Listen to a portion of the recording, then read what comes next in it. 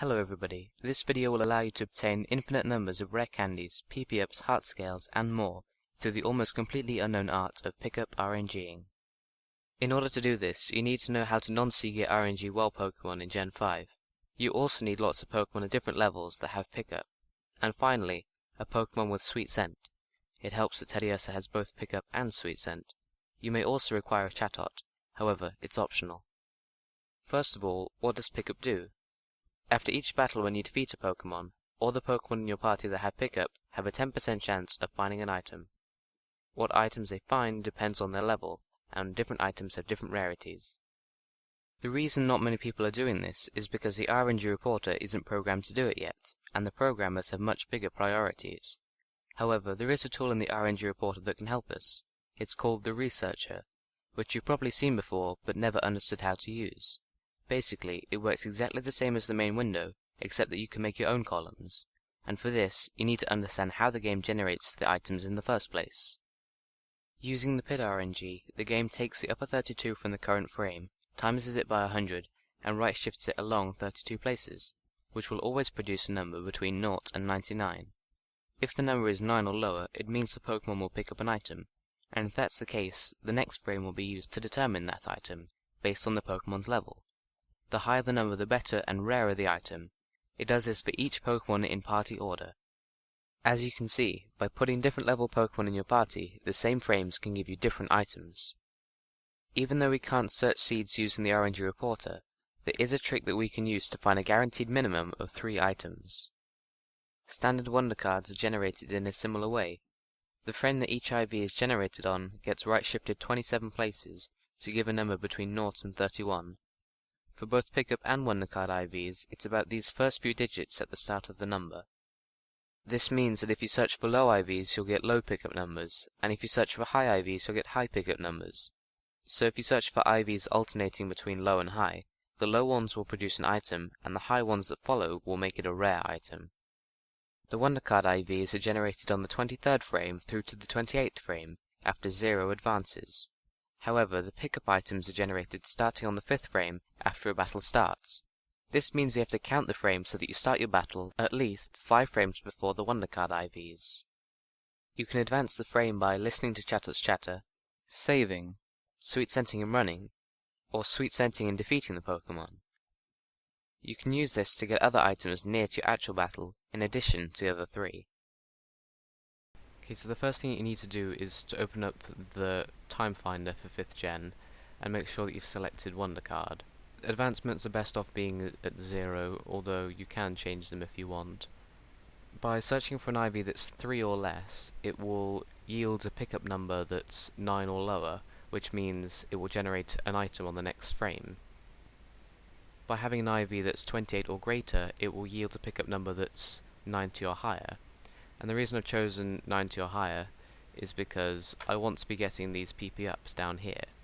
Say you wanted to get rare candies instead. The minimum rare candy number is 30.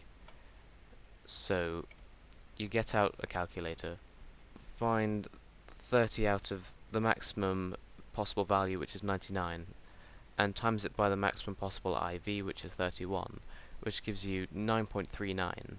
So you would search for anything that's an IV of 9 or greater, because once you have these numbers, you can just change what level Pokemon you're choosing in order to get a rare candy. So you could check through each of these to find which one gives you the most items, but for the sake of speed, I'm just going for the first one.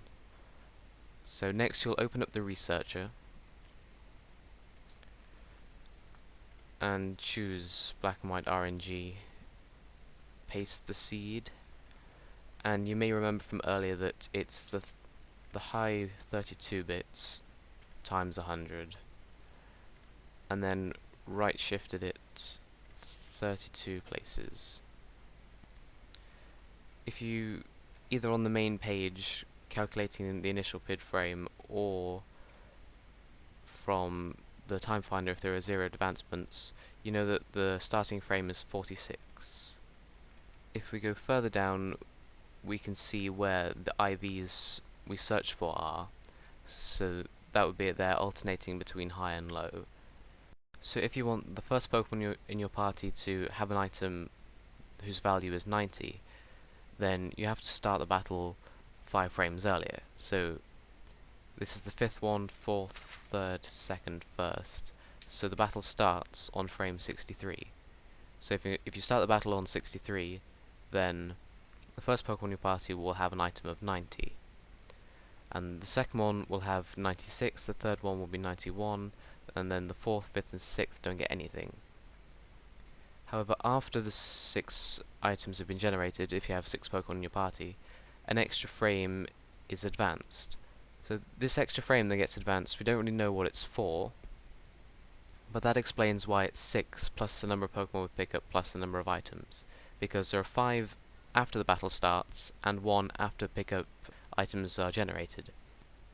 It may take a bit of trial and error to work out the best possible method to get all of the items available, but I've worked out that I need to start my second battle on frame 63. That's the blank frame before it. Item 6, 5, 4, 3, 2, 1. Then that's the 5th frame, 4th, 3rd, 2nd, 1st. And I need to start the first battle on frame 50. But because we know the first frame is frame 46, I need to save 4 times, 1, 2, 3, 4, so that when I start the battle it will start on frame 50. If you don't want to advance by so many frames, you can use RNG Reporter 9.92 or earlier, because rather than having the number of advances you want, it has the exact frame numbers, which isn't as useful normally because you don't know if your frame is too early or not.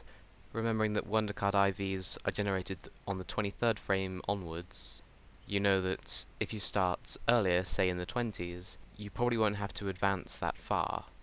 And once you've found the one that you want to do, it's best to make a notepad document or write it down somewhere where you know exactly what you're going to do each time so that you don't have to work it out all over again.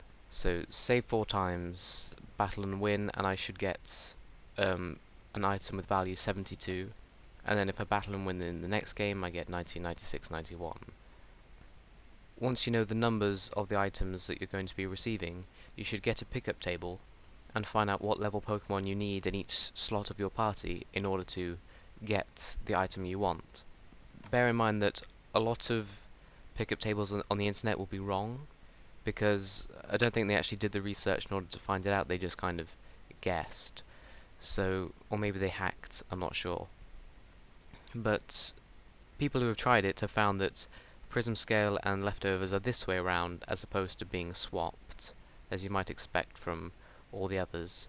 And also a lot of websites say it's 5%, 3%, 1%, 1%, but I personally tried it and it's 4%, 4%, 1%, 1%.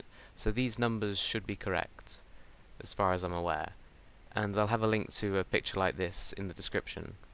You can see that I've already worked out all the levels here, but say the item is 72, you look down the 72 column, you want a rare candy, and so the level you need is 51 to 60.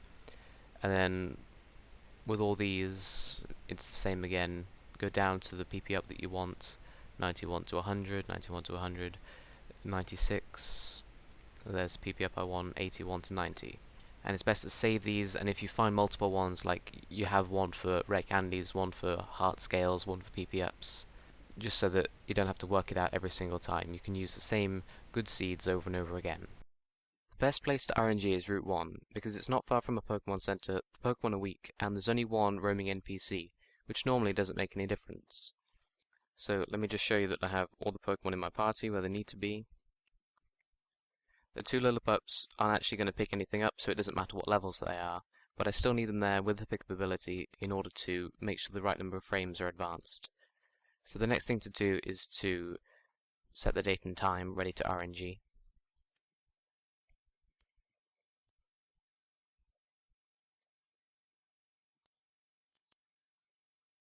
The date is the 4th of the 7th, so if you're not American, make sure you get the numbers the right way around. They should be the same as what the RNG reporter says, the same way around as that. And the time is 5:33 and 13 seconds. which means I need to start my game on the 12th second so that it registers as the 13th.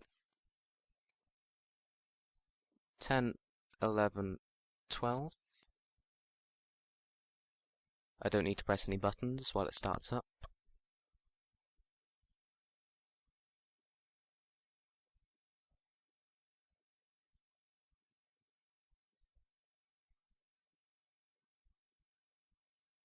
And I don't need to activate the C gear.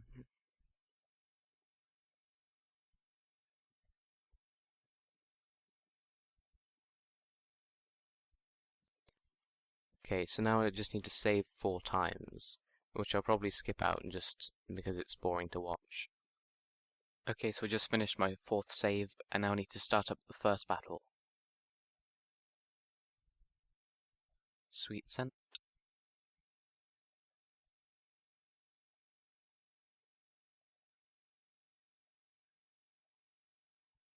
You can use the main window of the RNG reporter and encounter slots to work out what Pokemon you should be encountering on each battle. It just means that if you encounter the wrong Pokemon, you can turn off and start again and save yourself a bit of time.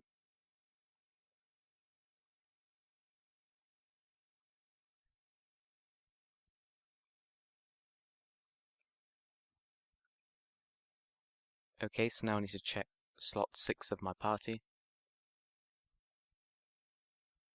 It has an item... Rare candy. Okay, start the second one.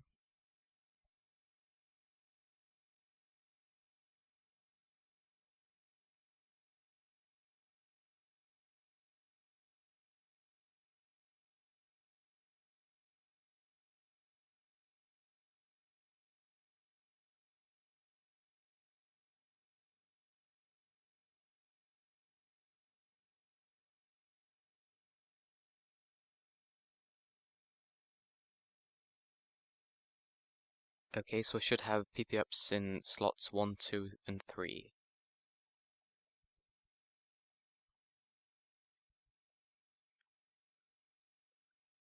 PPup, PPup, PPup. Thank you for watching. If you liked it, press like, and if it's one of your favorites, press favorite. And if you want to see more videos like this in the future whenever I happen to make them, then press subscribe. There's a table of contents to go back and listen to things, helpful links are in the description, and good luck with your RNGing.